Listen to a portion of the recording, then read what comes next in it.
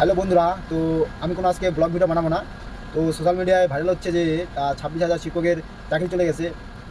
এটা হ্যাঁ সত্যি চাকরি চাকরি চলে গেছে।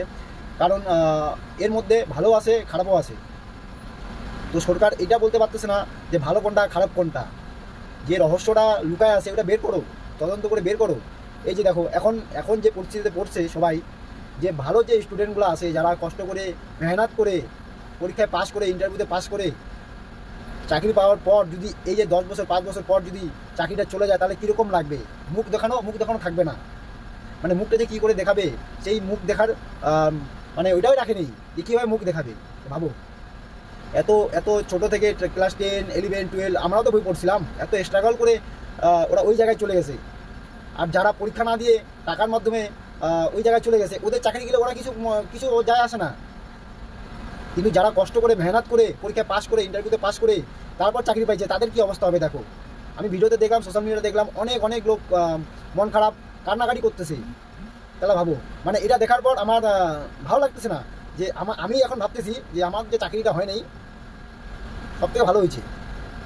নাহলে আমার মতো আরও ক্যান্ডিডেট পড়ে আছে অনেক, ওদের যদি চাকরি হতো তাহলে ভাবো ওরাও এরকম হয়ে যেত। রাজ্য সরকার কী করতেছে রাজ্য সরকার?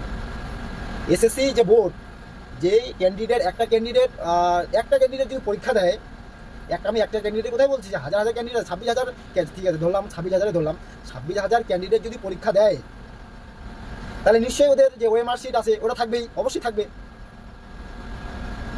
তো নাকি থাকবে। বাট ওইখানে পাচ্ছে না, দেখা দিয়ে পারি নাই কোর্টকে। তাহলে তাহলে কী করে বের করবে? তাহলে কে ভালো কে খারাপ তাহলে কী করে বের করবে ভাবো। মানে পচা আলু একটা ঢোকার পরে সব মানে ভালো আলুগুলোকে শেষ করে দিল। একজনের জন্য 10 জন এখন মরতেছে। তাহলে ভাবো আমাদের রাজ্য সরকার কোথায় চলে গেছে, তাহলে কি অবস্থা দেশের। সবাই ভেঙে পড়ছে, পরিবার কি করে চালাবে পরিবার।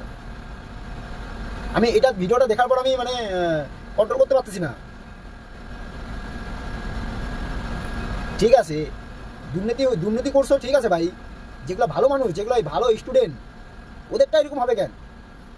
সরকার সরকার সরকার যেহেতু এরকম করছে, সরকারই করছে, তাছাড়া তো আনপাবলিক করতে পারবে না। না, উপরওয়ালার মতো হাত আছে, তাই করছে। সব কাগজ বাদ দিয়ে দিছে, সব কাগজ পুরাই দিছে। এখন যখন খুঁজতে যাচ্ছে পাচ্ছে না, এখন কি হলো, সব একবারই প্যানেলটাই বাদ দিয়ে দিল পুরোপুরি। 26,000 মধ্যে তো আরও ভালো স্টুডেন্ট আছে, এমন না যে 26,000ই তোমার টাকা দিয়ে চাকরি পাইছে, এটা তো সম্ভব না। সরকার একটা দেখা উচিত, তদন্ত করা উচিত আরেকবার। তাহলে এর দায়িত্বটা কে নিবে?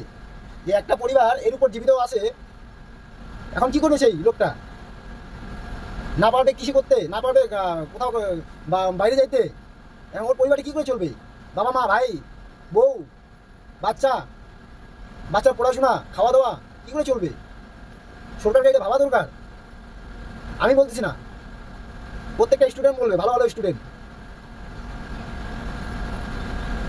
আমরা মনে করি যে যারা পরীক্ষা পাস করছে, আচ্ছা ইন্টারভিউতে দিছে, ইন্টারভিউ নাম্বার সাথে নাই করে দিছে,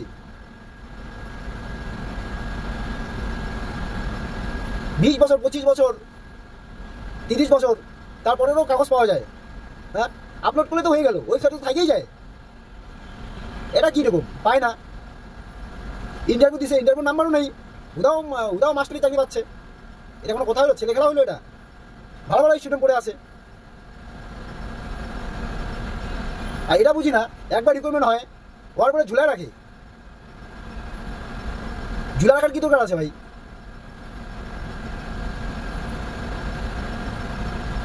ফর্ম ফিল আপ হলো, 2 মাস 3 মাস পর এক্সাম হবে, ঠিক আছে, 6 মাস 7 মাস পর রেজাল্ট দিবে। 6 মাস 7 মাসও লাগে না, খালি 2 মাস। কি হচ্ছে?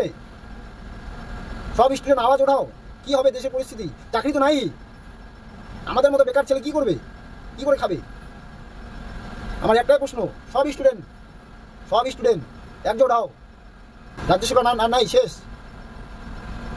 আমার এটা মানে এই যে ভিডিওটা দেখতেছি দেখে মানে আমি আমি আমি কান্না করতেছি যে যারা যারা ভালো স্টুডেন্ট তাদের কি হবে? এত বছর থেকে যে মেহনত করছে ওই মেহনতের ফল তো নাই, শেষ হয়ে গেল। আবার শুনতেছি সব সব টাকা দিতে লাগবে। কি করে সম্ভব? কি করে দিবে ওরা? মরা ছাড়া উপায় নাই। কি করে দিবে টাকা? ঠিক আছে, যারা যারা যারা টাকা দিয়ে চাকরি করছে তাদের কাছ থেকে নেও, তদন্ত করে ভালো করে। একবার 26,000 প্যানেলে বাদ দিয়ে দিল।